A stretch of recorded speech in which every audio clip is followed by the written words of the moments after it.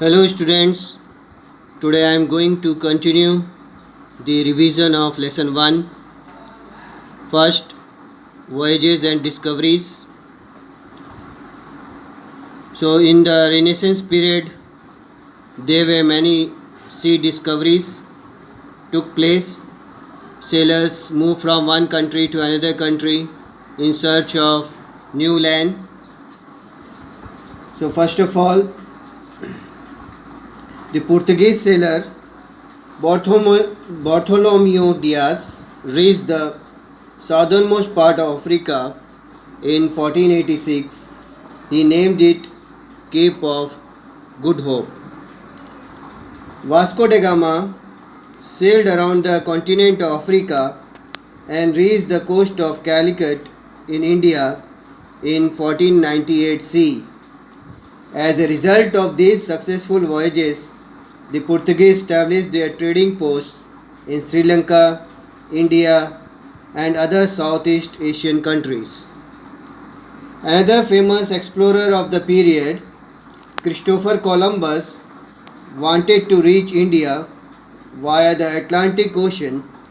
He set sail in August 1492 under the patronage of Queen of Spain. However, he reached islands along the continent of America. This was the first time the Europeans became aware of the existence of America or the New World. An Italian sailor, Amerigo Vespucci, went further and reached the continent of America. The name America comes from his name. The Portuguese sailor Ferdinand Magellan first made the voyage around the world. He started his journey in 1519 CE, crossed the Atlantic Ocean, went around the southern tip of South America, and reached the Pacific Ocean. He landed in the Philippines, where he was killed by a native in 1521 CE. Now the Industrial Revolution. So first, what is industrialization? When the method of manufacturing shifts from cottage industries to mass produced items that are uniform in quality and cheaper to produce, we call it industrialization. This does not mean that handmade products are no longer manufactured, but maximum number of products are made in factories on a large scale. In the domestic system of production, the goods were made in people's home and it could not fulfill the demand of the market. In the factory system of production, the machines were used and factories produced finished goods. The workers worked in these factories and they were given salaries for their work. Now, why Britain is called as the birthplace of Industrial Revolution? There are many factors which contribute Britain as a birthplace of Industrial Revolution. First was the availability of resources and labor. Use of machinery in agriculture led to unemployment of farmers who then went to the city in search of jobs. They were willing to work in factories at low wages. Large reserves of coal and iron were found in abundance in England, which was the base or basis of the Industrial Revolution. Second was the discovery of new land. This had far reaching economic effects. America did not just mean more land but a golden opportunity for establishing occupation such as trading and jobs of assistants, clerks, surveyors, and workers to build new towns and cities. Now, the third factor was demand for goods. Colonizing of these lands and territorial expansion meant that with an increase in the number of people who were part of the growing urban middle class, there was a great demand for new goods and special products that suited them. Availability of capital. The Englishmen had gathered huge wealth through trade and commerce. Surplus capital was available for investment in different industries and setting up new factories. Availability of transport and electricity.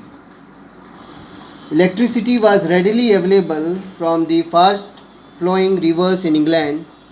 Hence, supply of cheap and sufficient electricity was not a concern for the sprouting industries.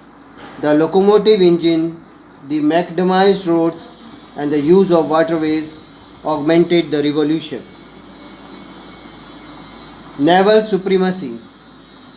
Britain's stress on its maritime services and her naval power catapulted the Industrial Revolution. It helped England in the process of colonization. Now, the political factors. Politically, Britain was very stable and had a uniform administrative structure.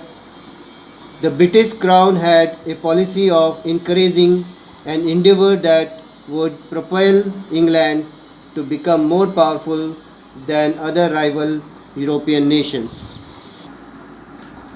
Now, the inventions during the Industrial Revolution. First, the textile industry. The industry that changed dramatically because of the Industrial Revolution was the textile industry. The most commercially viable invention was probably the spinning jenny by James Hargreaves, which enabled one spinner to work on 8 spindles at a time by just turning one handle. The flying shuttle by John Kay increased the speed of weaving clothes. Richard Arkwright's water frame was producing stronger yarn. Crompton's mule produced large quantities of fine and strong yarn. The cost of producing cloth had fallen by at least half. Steam as power. The next important area of growth was the steam engine and its various uses. Initially developed to the pump out of water from underground mining shafts, it was later used in locomotives, steamboats, and power looms. James Watt and George Stephenson developed steam engines that helped in the transportation of raw materials from one place to another. Now, the agriculture was also affected by the Industrial Revolution. The reapers helped in cutting the wheat stalk at a faster rate.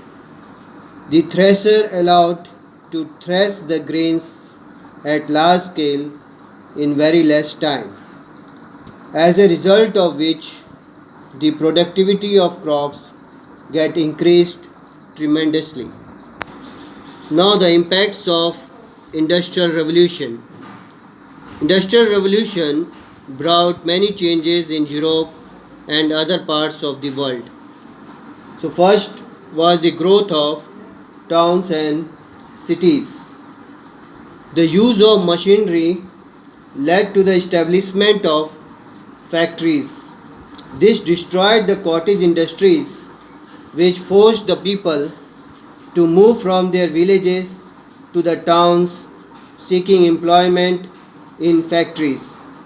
This led to the growth of new towns and cities in England such as Leeds, Birmingham, Sheffield, and Manchester. Urban centers grew along routes of transport as it was necessary to transport and market the factory made goods. Now, the decline of feudalism and rise of capitalism.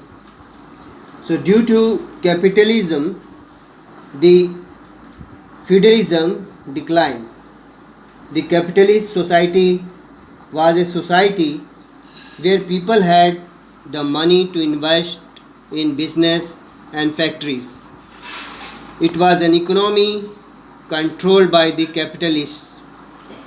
Laissez faire capitalism is a highly individualistic ideology in which the government plays as little a role as possible in the economic decisions of a country. The government allowed the capitalists to use their financial power to create more capital. So, due to capitalism, there was the growth of two new classes. One was the factory owners, and another was the workers. So, factory owners, those who owned the factory and they had the right on the profit of the factory. Then the other class was the workers. The workers, they had to work the whole day in the factories. They were given wages, but they were not treated well by the capitalists. Now, the emergence of imperialism.